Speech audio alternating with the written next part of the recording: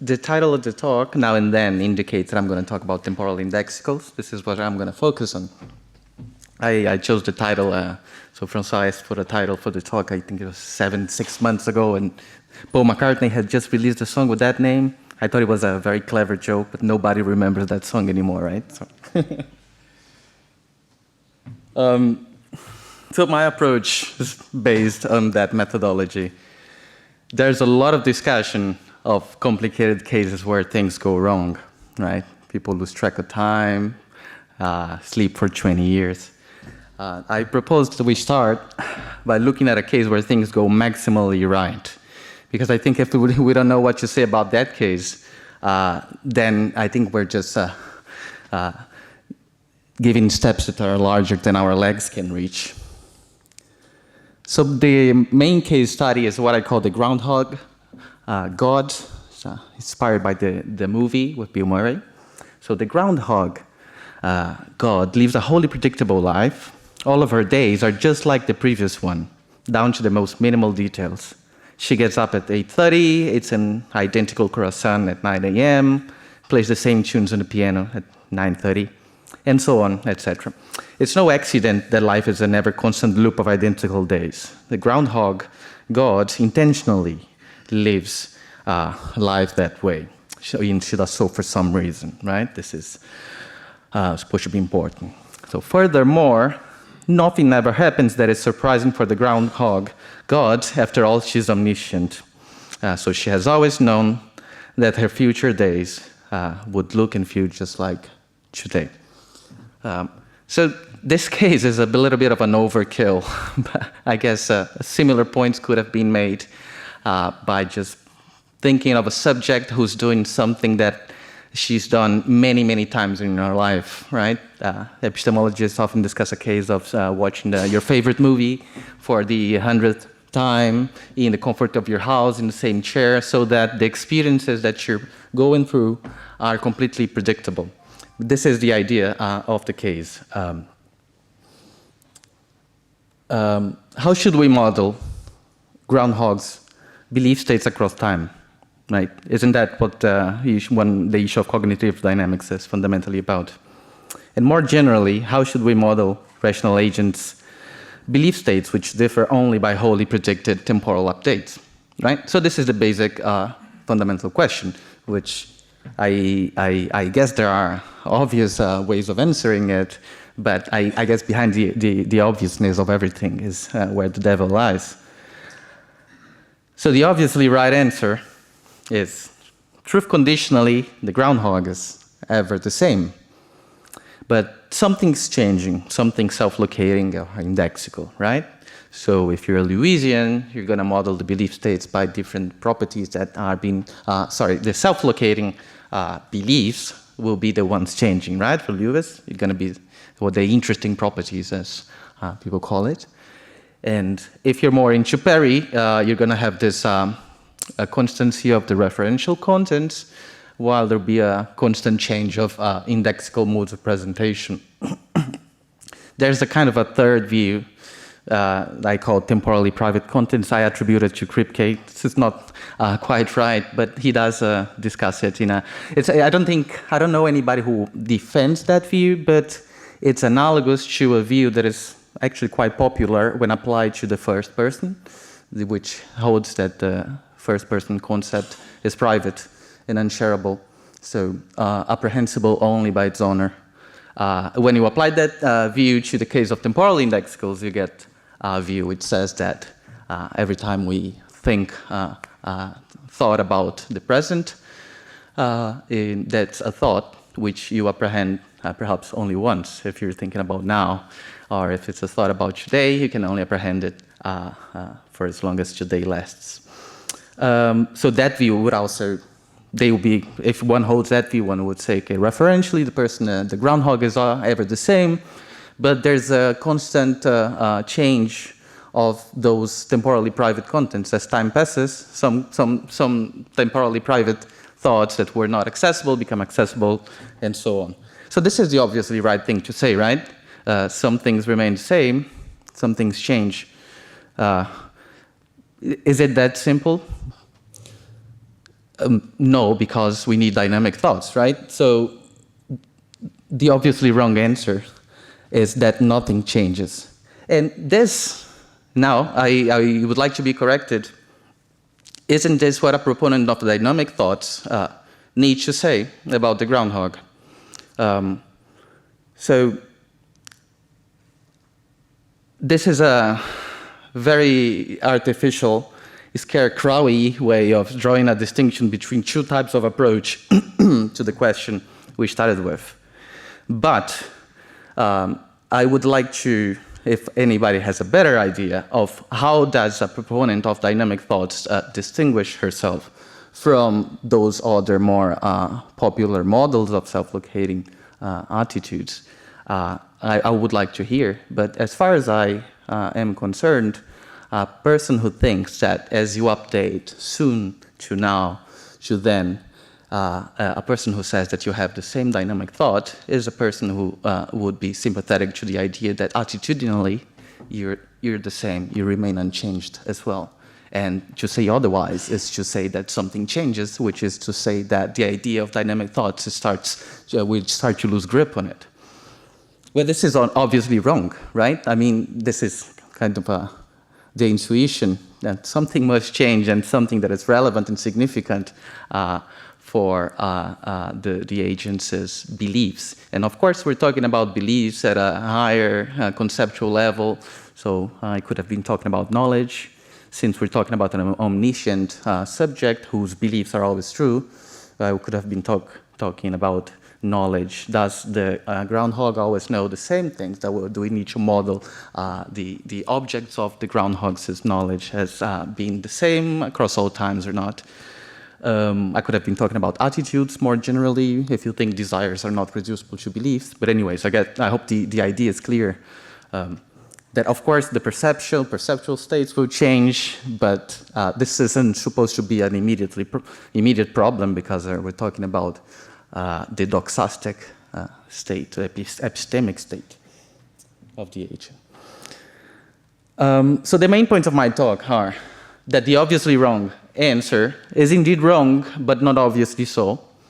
So the point is that as far as epistemology goes, so credences, knowledge, the obviously wrong answer is all right, because there is no epistemically relevant difference between the groundhog across time, between the time slices of the groundhog.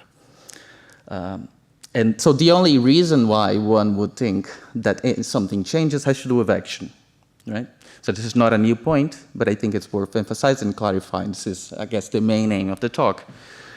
But, and this is the sketchiest part of the talk, I will present the sketch of an alternative view which accepts that something changes, but escapes this duality of saying that what remains the same are the objective beliefs about the world in itself, and what changes are the indexical ones. And I'm going to discuss another idea where all beliefs are objective. This is the idea of the thesis that I'm going to present. But the main point is, I guess, to seek more clarity to the debate. So self-locating beliefs, this is the terminology I'm going to use, those expressible with temporal indexicals, so a purely linguistic characterization so that we can get the talk rolling, right? This is not to say that it's a distinctive class in any sense. Objective beliefs, this is a more technical understanding, are those which are both absolute and dynamic.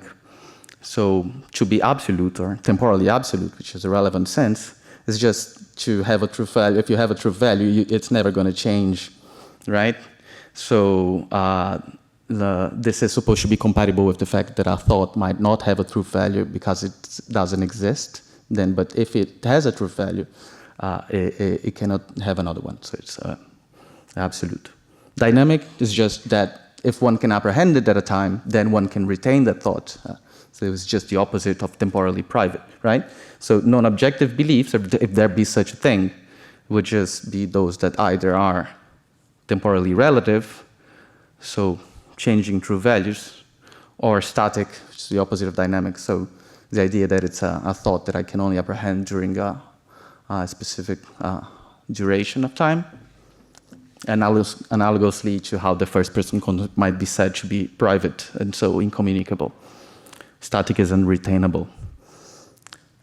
So the obviously wrong answer that says that the groundhog never changes, so it can be motivated more or less like this. So the first premise is, if the groundhog is eternally omniscient, then her objective beliefs never change. And she is eternally omniscient, so her objective beliefs never change. The idea is that the objective beliefs are absolutely true or false. So since she's omniscient at all times, that means that at all times she has all the right beliefs that one can have. Nobody can be better than her. So if a belief is true, she'll believe it, she'll know it. And since objective beliefs are also dynamic, which means that it can be retained across times, that means that she'll retain all of those objective beliefs across all times because she never ceases to be omniscient. So it follows that if anything changes for the groundhog, these are not going to be her objective beliefs.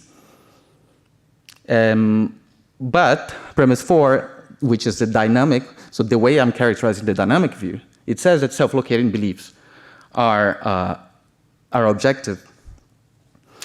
So I'm taking that to be equivalent to the claim, or I think I'm taking that to be the ground of claiming something like what Frege does. Frege says about tomorrow and today, right? And which Evans also expresses in the citation below. So Evans writes, the persistence of a belief that I would have manifested at some time by the judgment, John is now angry, involves a disposition to judge later, not that John is now angry, but that John was then angry. Why call this the persistence of the same belief? Because no new evidence is needed to sustain it. And here lies, I think, the key of how to look at those issues. The motivation for the dynamic view is epistemic, right? So premise 4, I take to be a more precise characterization of what the dynamic view is all about, and then it follows that Groundhog's belief state never changes.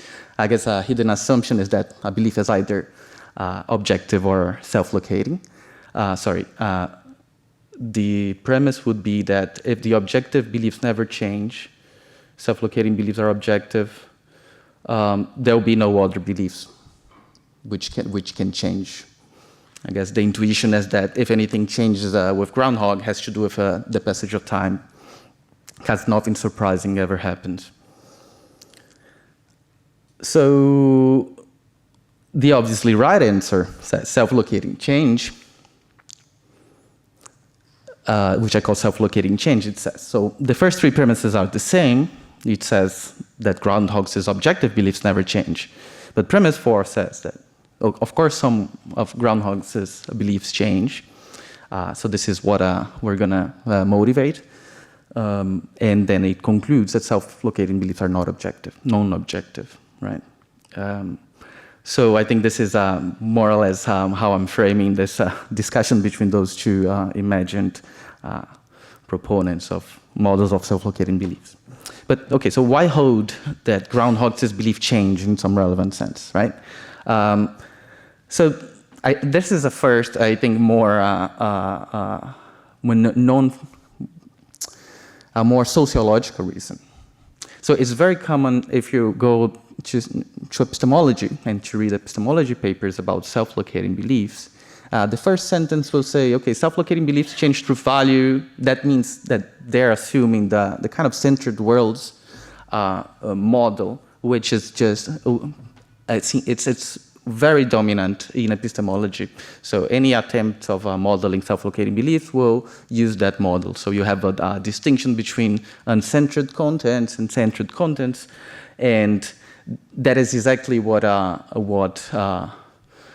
one of the ways in which one might say the self-locating beliefs are non-objective, right? Is by taking them to be centered and thus changing true value. So this is Lewisian relativism. So the groundhog, as time passes, some true beliefs become false and some false beliefs become true. So an eternally omniscient being must change what he believes across time. So So if we adopt Lewisian relativism, then we must say that some of the groundhog's beliefs change, and we must then reject the dynamic view. Propositions of limited accessibility, I think it's clear. This is the temporally private thoughts, right? As time passes, some thoughts become available for belief, some become private. This is a way of changing beliefs. If you like that kind of view, then the groundhog's belief change. And 2D views are a little bit more complicated. I still want to hold that if you have a view like Paris, that you subscribe to what I call the non-objectivity of self-locating beliefs, right? So as time passes, the correct modes of presentation under which true contents, absolute and shareable, the contents are, but the modes of presentation ought to change. So an eternally omniscient being must change the modes of presentation under which it believes the stable set of true contents propositions. And the point is that if you have a 2D model, either the relevant notion of belief, that is the notion that is relevant for both epistemology and for psychology, belief desire psychology, it's not only going to be the referential contents, but it's going to have to kind of bring those modes of presentation as well. So if what I'm referring to as belief, I think it translates in the 2D views as either a pair of a proposition and a mode of presentation, in which case you'd have a form of privacy, temporal privacy, because we can only think of a particular time as now when that time is present. Or if the modes of presentations only are taken by themselves, you get a kind of analogous views to Lewis, where you have relative contents. So this is why I think that there's kind of a structural equivalence between the views. And I think this non-objectivity of self-locating belief should be what is common to those views. And there's actually a growing consensus that what makes indexical belief special is something about to do this dilemma, either relative or private. Mostly that people are thinking about I, but I guess the same applies to now. I guess very few of those are explicitly considered now. But there's this growing consensus. It is there. The last one is Titzabal and Egan, and this is the SCP entry on self-locating belief that just came out 1 or 2 years ago, and you can see that growing consensus there. So the way I'm framing these issues is that this is incompatible with the dynamic view. So I feel some perplexity, where I hope I'm seeing something wrong here. But this is not an argument against the dynamic view. This is just, it follows from the popular models that what I call the dynamic view cannot hold. What about epistemic arguments? So my claim is that there are none to be found. So epistemic arguments, well, a negative characterization is they do not involve action. A more positive characterization is we need to find a case where subjects update. The only relevant changes between times is that they're indexically updating, so changing their indexical perspective on the world, but they're not going to be epistemically on a par, right? Someone's going to know more than the other. If time slices, then one time slice is going to know more or less, etc. And there are a few possibilities, but I don't think any of those work. So the groundhog god is obviously not a good case, because there's no sense in which this eternally omniscient being is not epistemically on a par at all times. But we can look for other cases. I don't think any of the classic Massey, Chopper, Tarzi, Professor cases, it shows any of that. Just to be very quick about this, actually I think this is where Kaplan and Dever really get something right. I know this is very disappointing, but I think this is the one place where they brought some clarity, because those cases, they involve a moment of indexical learning, but where the subjects also learn lots of objective things about the world, right? So when the Massey shopper discovers it, he's the Massey shopper. He also discovers that the son of Joanna is the Massey shopper, etc. So there are not pure cases where you have a purely indexical discovery, and that makes the cases much more messy if you want to make very fundamental points about the import of indexical beliefs by themselves. Lewis gods, I think this is the reason of existence of Lewis, the Lewisian gods, right? So they lack knowledge, even though they know all standard propositions. So that's a way of coming up with an epistemic argument that is relevant to the discussion at hand. But this is perhaps true. But so one could first say that Frege cases show as much, that there's more to know than standard propositions. And I guess one could even resist that and say false. The gods suffer from no naming involving Frege case because they're omniscient about propositional knowledge, right? There are no true coreferential names which they mistakenly take to not corefer. They're in a doubt about that. There's only Berry cases where there's an indexical. This might be true. I think there's a lot to be said about this. It's not clear at all. But I just don't think this won't show that there are non-objective contents. The reason being that non-objectivity has to do with cognitive dynamics. If you have a case that is synchronic like the gods, and we can grant that there is something they do not know, that they know all standard propositions, but there's just no obvious way of going from that to the claim that what they do not know is either private or either private in the subjective sense or in the temporal sense, or maybe it's relativistic.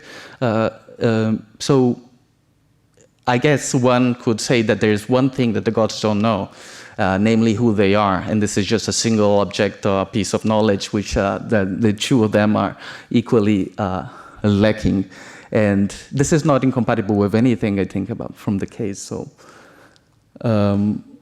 this is a claim I won't defend today, but I don't think those famous cases show what we need. But there's more interesting or more pertinent case from James Shaw, which he calls the forgetful God, and it's based on the Sleeping Beauty problem. So this is a very interesting case. So I've talked for 20 minutes, right? So I'm just going to go quickly over this, but to give you a spoiler, since Sleeping Beauty problem involves some kind of cognitive mishap, right? The Sleeping Beauty is under the threat that her memories have been erased.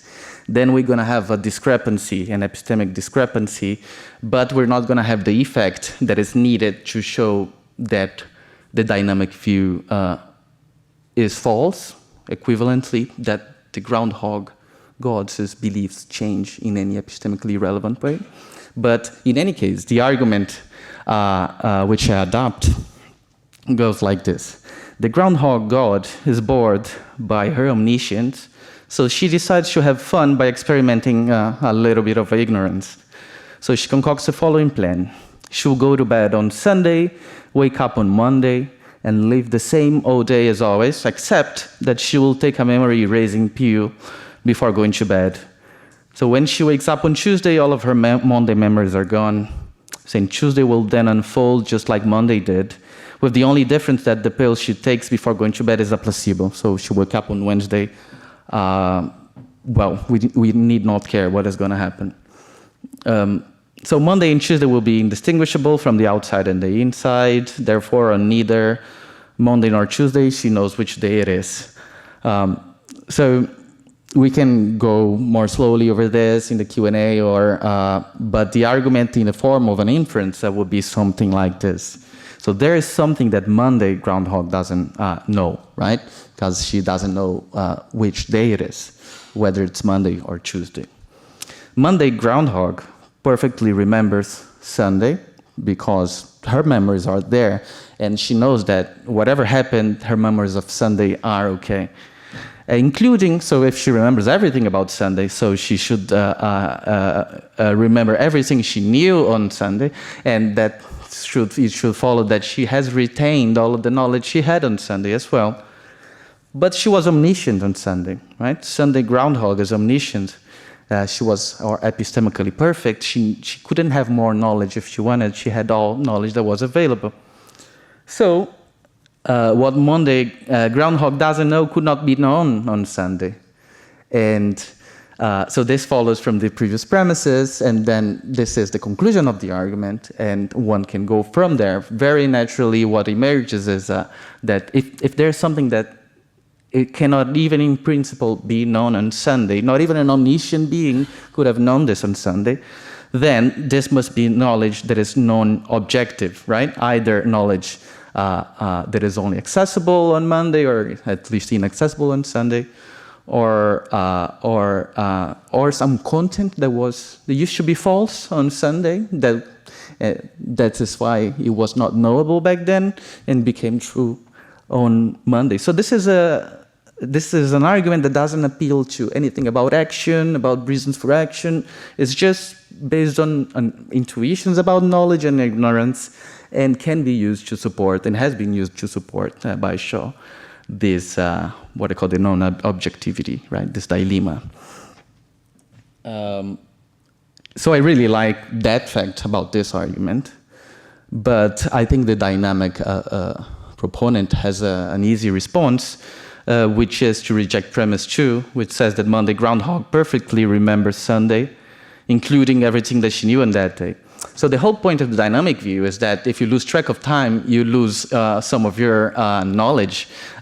So the idea, be this intuitive or defensible or not, is that self-locating beliefs or knowledge is of such a kind that its retention depends on the success of one's exercise of one's tracking capacities. So since the groundhog loses track of time, what a dynamic proponent must say is that she also loses some of the knowledge she had. And thus, she can just very easily say that there was knowledge that she had on Sunday when she was omniscient, she lost it, and in a manner similar to how one can forget information, right? So a proponent of the dynamic view should make an analogy between forgetfulness and losing track of time. And this is a response that will then diffuse the argument and allow one to maintain that self-locating beliefs are objective. What is special about them is that their retention depends on those kinds of capacities. Whether this is really special or distinctive is a further question. Well, one problem is, but Monday groundhog remembers everything about Sunday. She even remembers, for example, assenting to today is Sunday, and this supposedly is the kind of knowledge that she wouldn't have retained on Monday, right?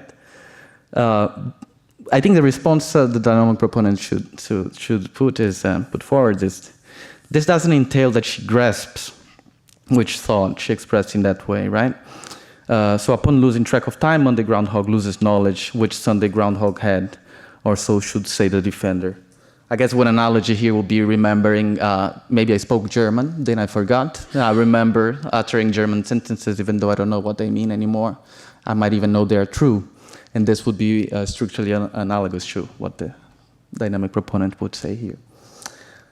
So if there's a problem with the dynamic view, I couldn't find any purely epistemological problems, right? So as far as epistemology goes, this is the claim. I don't see a problem with the dynamic view, even though it seems like obviously wrong. So the problem obviously is about action. And this is what I call the supervenience argument. Basically, it's like Paris bear attack, but adapted to the intrapersonal case. I guess one can easily run it in one's head and one will know what it's going to be about. But anyways, this is a quote from François, where he basically summarizes the general idea. It is not the same thing to think of a time as then and to think of it as now. John Perry pointed out that the actions one takes as a result of thinking one thing systematically different from the actions one takes as a result of thinking the other. Given the constitutive connection between thought and action, we need to acknowledge fine-grained thought constituents which distinguish now thoughts from then thoughts, even when the time referred to is the same.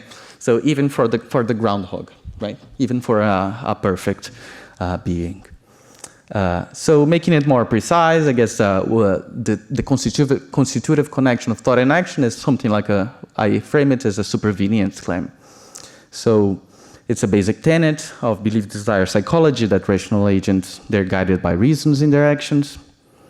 So which suggests that an agent's reasons supervene on her beliefs. They cannot change independently from the other. So this is the definition of supervenience. If A supervenes on B, no A change without a B change, which applied to this context means that this principle, that there can be no changes in an agent's reasons without a change in her beliefs. Obviously, the argument will say that groundhog's reasons change, therefore her beliefs change, right? Very unsurprising and kind of obvious, although I think it helps to put the point that way instead of just saying that when one thinks now this and then that, one does different things, because in any ordinary case, one's epistemic state will have changed in various ways, right? If we're taking an ordinary case of an ordinary human being like us, one rarely, if it's even coherent, updates one's belief only by indexical updates. So this is supposed to make the argument tighter. So groundhog is a rational agent. She does what she does for a reason. So she eats a croissant and she plays the piano. Those are things she does for a reason, intentionally every day, without any surprise. So since 9 a.m. and 9:30 a.m., her reasons are different. At 9 a.m. I has a reason to eat a croissant. At 9:30 to play the piano. So it follows that her reasons change. So from this and the reasons belief supervenience, it follows that groundhog's belief change. And so I think this is the obviously right thing to say if there's a constitutive connection between belief and reasons for action. But notice that this is still a one step short away from non-objectivity, that is, from relative contents or relative indexical modes of presentation. This just says that we need to locate a doxastic change for a nomination being who does nothing but update, temporally update her indexical beliefs. This is not an instance of Frege's puzzle, of course, and it should be clear. I mean, that's obvious, yeah, you know, but this, I think, is the only reason why one would refrain from saying that as one updates correctly, one has the same beliefs. So if that's obvious, then that's not my fault. This is where some of my perplexity with this debate comes from, right? But there are ways of challenging the argument, actually. And this, I think, becomes clear when we think about this interpersonal version of the case, and it's less clear when we think about the bear attack, which is the interpersonal version. So I think it really helps to think about the temporal analog. There are three possibilities. I'm not gonna discuss the two ones that I think fail, which are challenging the assumption that groundhog's reasons change, right? The idea being that I'm giving a talk. This is a single action. I'm being guided by a single reason, but I'm doing lots of things. And so how does one carve action and reasons? But I think that's a desperate move. I just don't know how to defend the idea that the groundhog has a single reason eternally. The other is to appeal to differences of available action, of differences in what one can do. This is inspired by the Kaplan endeavor move, but also by something in the PhD thesis of Li Xiaoling. But I think it's no good. But the idea would be the groundhog's reason at 9 a.m. is to perform an action, which is to eat a croissant at 9 a.m. That is an action that can only be performed at 9 a.m. The reason that the groundhog does different things at different times is just that the actions that are available at each time are different. I think this is very implausible. I think also there's a kind of a more direct argument against this when we can talk about it as well. The last one, so this is the one I'm gonna just end the talk by defending, is to accept that groundhog's beliefs change, but explain this in an alternative way. So without postulating either the Lewisian contents or the Perry-inspired, Kaplan-inspired indexical mode of presentation. Today the dicto, tomorrow the ray. So basically the idea is that we don't singularly refer to merely future things. And as time passes, new things come into existence, new events occur, and thus new possibilities for the knowledge arise. And so even for an omniscient being. I mean, this is kind of that's obvious kind of theory again, but I do think that this solves the issue. So there are acquaintance constraints on singular thought. I think this is more or less can be taken as a given in this context, right? So could someone know François Recanati wrote mental files back in the 18th century? I don't think so. Would one who doesn't know that in the 18th century fail to be omniscient? I don't see why that would be the reason. So the point exactly is that omniscience requires different things at different times, just because time passes and new things can be known. And this having nothing to do with indexicality. This has to do only with independently plausible constraints of singular thought, right? Therefore, omniscience requires different things at different times. So my proposal is that groundhogs' objective beliefs undergo an incremental change across time for the same reason that an omniscient being in the 18th century knows less in a kind of mathematical sense than an omniscient being from today. So just concluding, the obviously wrong answer, which was to say that there's no change at all in groundhogs' beliefs. That was based on the dynamic thesis and on the impression that if you buy into the dynamic thesis, then you must say that, okay, objective beliefs don't change and self-locating beliefs are objective. So we've seen that this clashes with the action arguments, although I never saw any reasons why this is, as far as epistemology go, problematic. The obviously right answer, self-locating change, it accepted the change of groundhogs' beliefs, but it explained this as due to the non-objectivity of those beliefs, right? Now, my sketch alternative, objective change, has it that all beliefs are objective. So this is supposed to be the motivation of the view. This kind of, so this connects to David talks, I guess, from yesterday. This fundamental methodological constraint that as much objectivity we can have, the better. This is compatible with the dynamic thesis, of course, which just has it that self-locating beliefs are objective. But it accounts for the change in an omniscient being's beliefs as due to the passage of time. And so I don't want to be too specific on the explanation, but for whatever reason that we cannot, one could be omniscient in the 18th century, but fail to have some of the knowledge that we have today. So this is the last slide. If I'm right, objective change explains why omniscience requirements are updated across time without postulating constantly changing indexical contents or modes of presentations. Objective change appeals only to general principles governing the Ray attitude. So here is where, of course, where this is contentious. So I'm assuming a kind of growing block view of the Ray knowledge, and I don't have much to back it apart from the fact that it would allow us to kind of overcome those kind of challenges that have very few ways of being challenged, of being resisted in the literature, and the idea that the objectivity of all beliefs is an intrinsically good thing.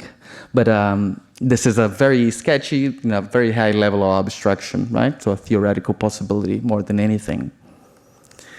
But there's a problem, so I'm just going to close by mentioning this. The objective change idea doesn't readily account for the interpersonal version of the supervenience argument, so bare attack. Then we'd have like the groundhog, and the groundhog's friend, La Marmotte, and they're two gods, and they just act in succession. So one presses the button, and then the other, and then, so they're rational agents, and they coordinate their actions, which means that they are sensitive to the passage of time, and sensitive to their identities, and so they have different reasons. And you won't do to mention how the future is out of our singular reach, because the subjects inhabit the same time, and we could even come up with a case where they act simultaneously, although differently. So there's much more to be said about that. I think there are ways of resisting this, but I think it's just the same story won't readily apply. So I flag this as a great issue. One could apply the view, my time is over, right? So those would be one ways of kind of accepting so number two is to accept that there's an asymmetry between I and now, right? The now problem has one way of resolution and the I problem has another or doesn't have. And this is not unheard of. Evans and Frege themselves are well known for having said that the first person is private, but the temporal indexicals are all shareable. So, so this is the conclusion. It's just going to be a restatement of what I have been repeating so many times. Why postulate self-locating contents or modes of presentations on the basis of temporal indexicals if objective change can take care of the supervenience argument? So I'd like to hear if you have any other ideas on why that story that I'm telling is not sufficient. Thanks.